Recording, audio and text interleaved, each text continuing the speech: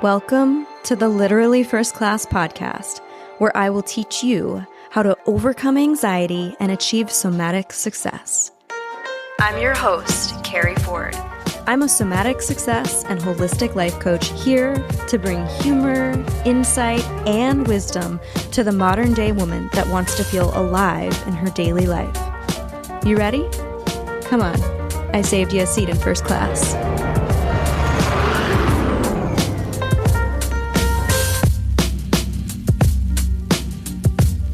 Okay, it's the last episode of my explant surgery. This is the final episode about my breast explant surgery, and here's why. It kind of just feels like a closed chapter at this point. Let's see, almost a year ago in October of last year, 2023, I had my breast implants removed. And if you have followed any of my journey or listened to any of the podcasts about my breast explant surgery, I give you everything from soup to nuts. Like the doctor I used, I even interviewed him, the symptoms I had, what I ruled out, the type of surgery I had, the lift or not that I had. All of that is in the podcast already.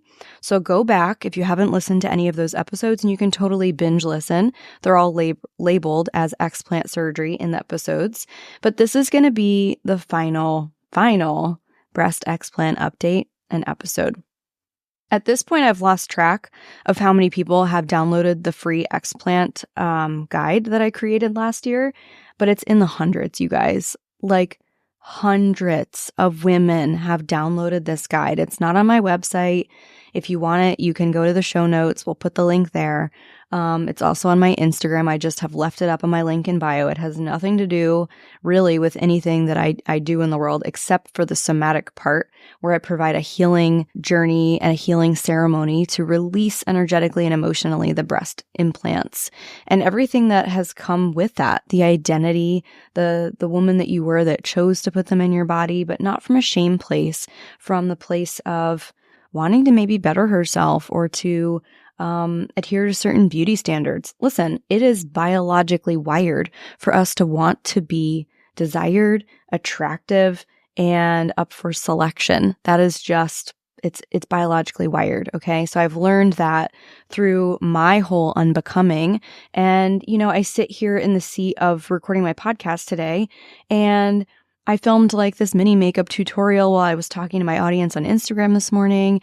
I, put my hair up in this really tight snatched ponytail, and I fucking love makeup. And what I realized is that you do you, boo. Like, whatever the look is, the vibe is, like, do it. And I also know that there's certain things that companies aren't telling us, such as products that we put on our face or things we put in our body. I didn't know the multitude of things around breast implants when I put them in my body. Did I know that people had breast implant illness? Sure. But it just felt like 18 miles away. I had so many friends that had breast implants. It was so normalized that it just sort of became this whisper that I shushed and pushed out of my mind and didn't listen to. And I probably would still do the same thing all over again. I probably would still make the same decision. I still like the look of breast implants. I like that look. And I will say that has still been something, if I'm being really honest with you, a year later, that I still miss. I miss having that upper volume.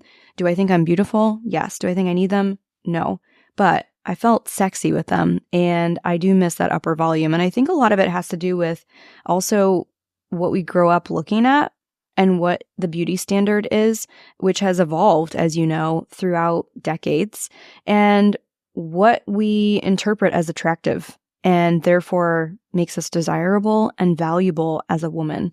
So a lot of the era I grew up in was Playboy and Pamela Anderson, like Baywatch, big boobs, big fake boobs, and women by the dozens, hundreds, thousands have gotten them ever since.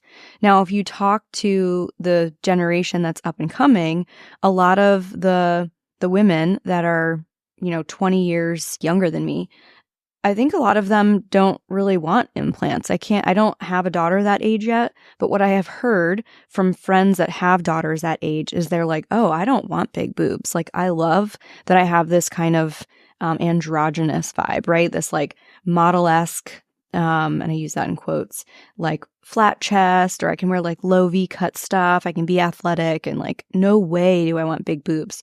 But it's also like what you see in social media, what you see in advertisements, in marketing, and what is programmed into our brain as far as what's attractive in that current era. Now, there's other things I'm sure that they struggle with. Like, thank God we didn't grow up with social media and cameras when we were younger. I was just joking with a friend of mine. I was like, yeah, I made out with way too many people. Thank God there was no cameras documenting all that shit. So I'm beyond grateful that I didn't grow up with filters and social media then, because that affects people. That affects their self-esteem and your perception of yourself. This constant accessibility to looking at other people that seemingly look perfect, but it's all AI, it's edited, it's retouched, it's filtered. You know, there are all sorts of workarounds to make it look like there isn't a filter on your face when there is. And I still use filters sometimes. I like filters. I like the filters, though, that just smooth and brighten my skin versus like completely alter my shape and make me look like an alien, you know, with big lips and like crazy eyes. And it doesn't even look like me. I look like a brat doll. But the generation that's up and coming, or that is the next generation that's coming into the workforce and has just graduated college, they have had to grow up with totally different things. And I don't know what that's like. And I don't know what that's like to be that woman. But I can only imagine that it still affects their self-esteem and, like I mentioned, perception of self. So, you know, I don't sit and grieve the loss of the implants anymore. In fact, I had them in my drawer still. I mean, a lot of people save the implant. You get them back after surgery. And I'm just like, why the fuck do I have these still? Like, they're just sitting here. Like, I just threw them in the trash. It wasn't any like grandiose ceremony of releasing them. I already did all that. You know, I've had them removed. They were taking up space literally now in my drawer instead of my body. And I decided to get rid of them. So I threw them out. I've done one photo shoot. I haven't revealed those photos of my scars. And at some point, I will share those, maybe with the release of this episode. But that chapter feels closed. And whatever the shape of my breasts now, whatever the volume or not volume I have in my breasts now, it's all fucking beautiful. And there is a new level of self-love that has been unlocked. And there are still really great sticky bra inserts that you can have to get that upper volume if you want it without surgery. I am not signing up for any more surgeries. You know, you can do fat transfers and things like that. A lot of people ask me, like, did you do a fat transfer? You can find out all that information, like I mentioned, on all the previous many, many hours of podcast episodes that I've recorded. But in short, no, I didn't do it.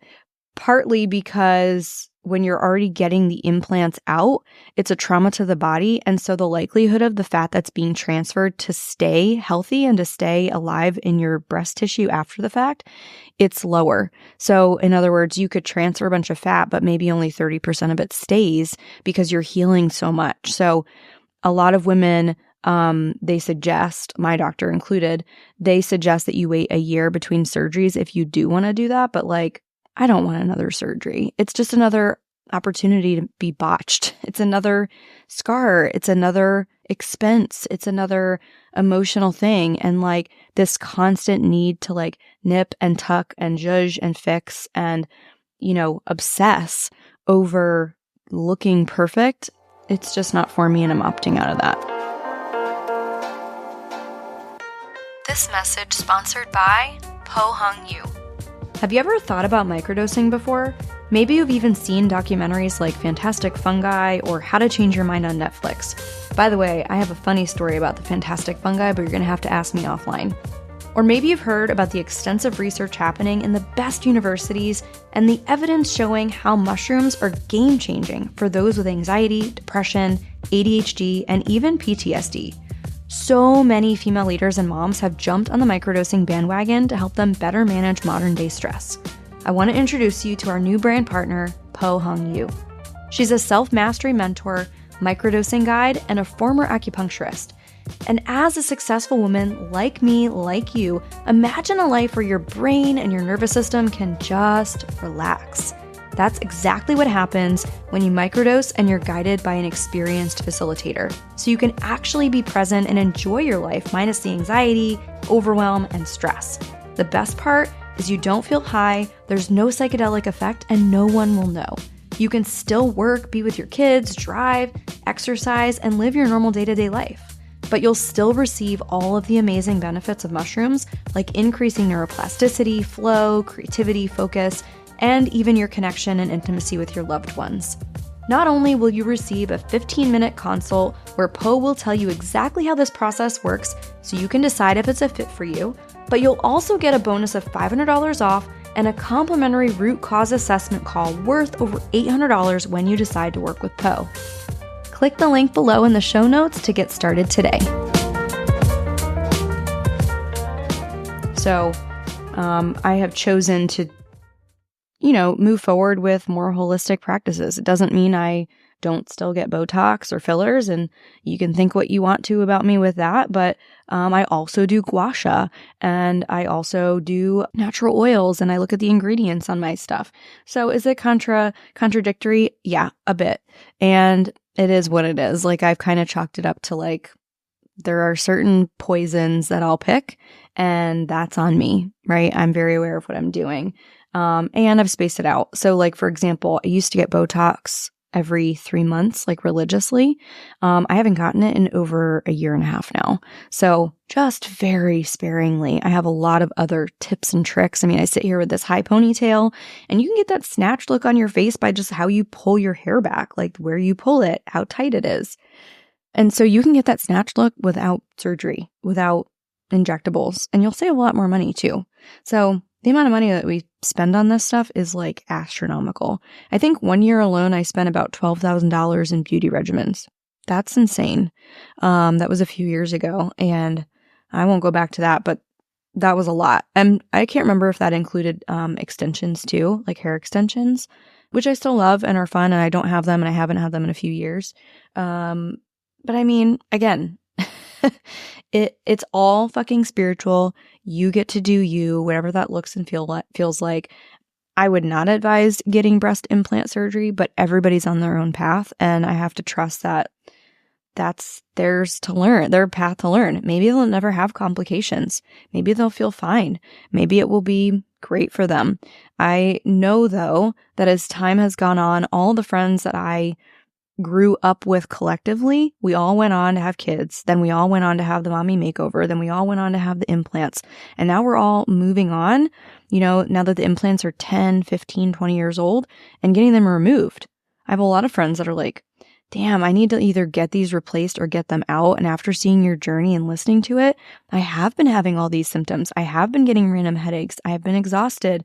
And I'm wondering, like, is that hormonal? Is that my age? Or is that the implant? And so a lot more people have been going, a lot more of my friends have been going to get a consultation. And I just tell them, like, just go have the consult. Just go do the consult. There's no pressure, and you can just decide in your body how it feels. If it feels like the next right step, then do it. If it doesn't, then don't. And just schedule the consultation. I worked with Dr. David Rankin out of West Palm Beach, who I love. My scars are amazing. I am still applying it's called Silogen. It's like a scar removal gel. I probably could get laser treatments on it. I haven't done anything crazy.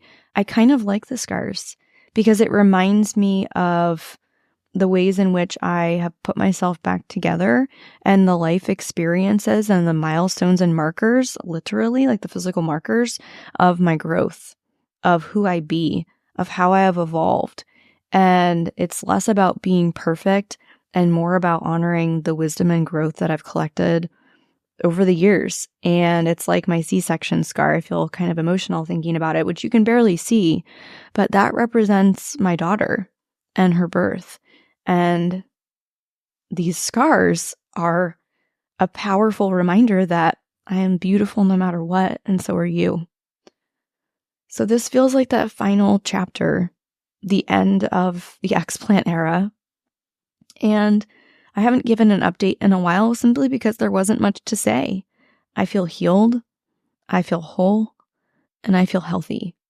And in fact, Jake and I were on day 5 of 75 hard, which feels so awesome to do. We needed a little fire under our ass after traveling so much this summer. We literally traveled like half of the summer with the kids to the point where I was like, I never want to leave home again. I'm never leaving again. We're not going anywhere ever. But in all seriousness, we had a lot of family trips, a lot of vacations on the books. We went out to our cabin. We have a second home out in California, which was beautiful. We had family there. We celebrated my 40th. Yes, 40. Oh my God. Then we went to Michigan to Jake's family's house to visit them for a week. We went to Isle of Palms right before the hurricanes hit a few weeks ago with my family to celebrate my dad's 75th birthday, which is also surreal. Surreal. What a big year. So it's been a very rich and full summer. And I definitely desire to slow down and travel a little less. And as beautiful and as amazing as it is to spend time with family, like, damn do you find out all the triggers that you still have yet to heal? Like, damn, do you hear that inner judger that's like, I wouldn't do it like that, or I don't agree with that. And you have to just do a lot of self-coaching, which can be really exhausting in real time. But obviously, these are family connections and relationships that I want to continue to have. And so it's worth that. But it is hard. It is hard. And then also our kids are the oldest on both sides of the family. So we have kind of paid our dues with a lot of, not that disciplining is over. We're heading into a new chapter of that too. My oldest is 10, right? So we're heading into like preteen years and middle school years and other things that come with that. But the whole like diapers and naps and, temper tantrum thing, that's kind of done. And we paid our dues with that, but everybody else is still very much in that phase with their kids. And so being around it in the early mornings, we're just like, oh, that's a lot. That's a lot. And we forget, but also like I get to just sit and enjoy all the hard work that Jake and I and my ex-husband and I have done in co-parenting. In fact, walking the kids to school this year, they had their bonus mom, their bonus dad, their bio dad, and me walking them to school. And I just thought, I know it's not like this for everybody that gets divorced, and we're certainly not the Brady Bunch, and we're not going on family vacations with all of us all at the same time. But these moments is what makes the work so worth it, because they get to have so many more people that love them and that choose to be part of their life. I mean, bonus mom and bonus dad choose to be parents. They choose to step into their life when they don't have to. And I don't take that lightly. So I just found myself in deep gratitude for the past 4 or 5 years that have been so hard. With divorce, with my spiritual awakening, with business downfalls and losses and wins, and all the ways in which like our biggest pain can become our purpose, and how we can grow from that. And really, I deeply believe that I have been gifted some of the deepest pain so that I can help lead other women through that. Truly. I think I've been dealt some of the hardest hands through an eating disorder, through divorce, through all sorts of things. And I think it makes me a better teacher and a better coach, because I have risen from the ashes myself on all fronts. And I get to lead women and hold spaces for women that want to do the same. And I can put my hand out and say, I've got you. I'm on the other side. I've been through what you've been through, and we're in this together. So it's all just such a gift. Gosh, I didn't expect to get so emotional on this episode. That's crazy. But just here I am in that emotion and in that vulnerability.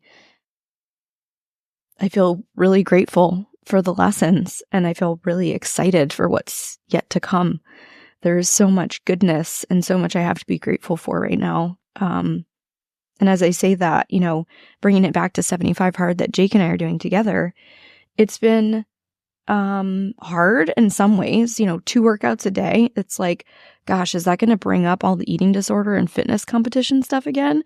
Or how's this going to feel? It actually has felt good because of the 45 minutes, sometimes I'll do a meditation instead. And sometimes I'll just do a gentle stretch or walking, which feels really beautiful. So it doesn't have to be this like crazy hardcore thing. And then the other 45 minutes, I'm doing, a gym workout or an at-home Peloton workout, things I already love doing. And it honestly just feels so great to move my body and to honor the ability to do that.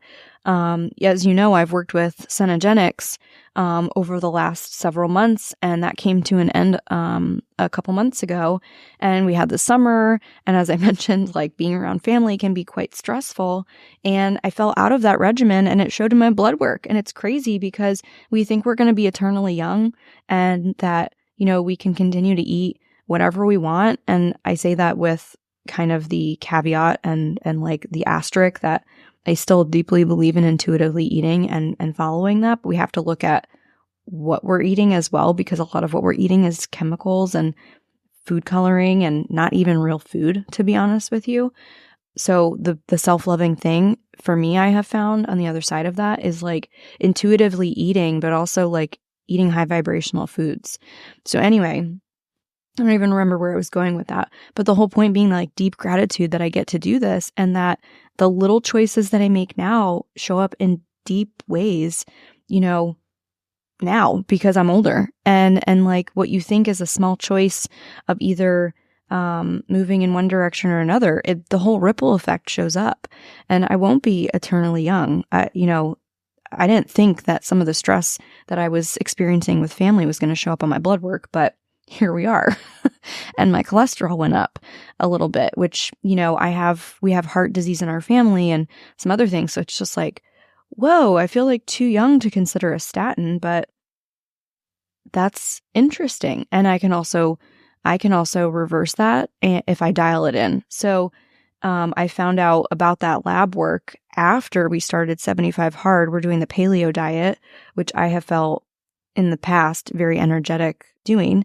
And I'm like determined. I feel driven. I feel focused, disciplined. And I honestly think that that's what the rest of this year requires for me to level up and be my best self in all the ways. But it's from such a different place than it's been from in the past. In the past, I've always used fear as motivation. This is not that, and it feels so fucking good. So whatever season you're in, if you're in that sharpening of the axe, if you're leaning into being your best self, like let's go. Let's fucking go. And if you want to do that together, we have our Leadership Mastery Academy, Apex, where you can become the 1% woman in all regards, amplify your impact. We've got women making an extra 6 figures in their company and their business, even with their salary, if you're in corporate. In the next quarter, before the end of the year, the next 6 months, like who doesn't want another 6 figures? And, in this economic landscape of inflated pricing, an election year where there's already heightened emotions and uncertainty, and the quote unquote recession, it's key to have enough money, and then to be a good steward of that, to be, wealth mindset, wealth aligned, where you can start to have your money work for you and invest in a way that doesn't continue to put you behind the 8 ball. Because I have a lot of friends and a lot of clients that kind of got stuck in this cycle of, well, I make more money, but then I spend more money because I'm consuming more things. But luxury and success doesn't always look that way. Sometimes the wealthiest people are the ones that are just quietly investing and having their money work for them, and they don't worry about the car they're driving. So I'm actively rewriting this within my system and my body, and helping clients rewrite this as well to create a new money story. So anyway, if you want to do that work together, we've got the Leadership Mastery Academy. We have a new 6-month option. So you, me, and support all the way through the end of the year and into 2025, which is nuts that that's even on our horizon, where we can make that extra 6 figures in your company, can help you level up, help you master your mindset, and become the absolute fucking best version of yourself. So I'm going to put those applications in the show notes below, but you need to be in that room. You need to be up leveling. I mean, it's a very small investment considering what the ROI potentially could be that you get back. And I know that mentorship for me has changed me forever. It has absolutely rearranged the game. Anyway, this is that last episode about the Explant. That's really what I wanted to come on and talk about. And it's the end of that. So thanks for jamming with me today. Thanks for hanging out. Thanks for holding me in all of the emotions and gratitude and grief that came up for me on this episode. And I'll see you next week. Keep it first class. I hope you enjoyed your flight, and I'll see you on board again soon. Seriously though, thanks for listening. If you're ready to take this work deeper and upgrade your mind, I want to invite you to join us inside my Millionaire Mindset program. This is where you'll start using my guided meditations to help you overcome anxiety and experience even more abundance. When you join, you'll have access to my entire audio library. Head over to elevatewithkeri.com and we'll see you inside.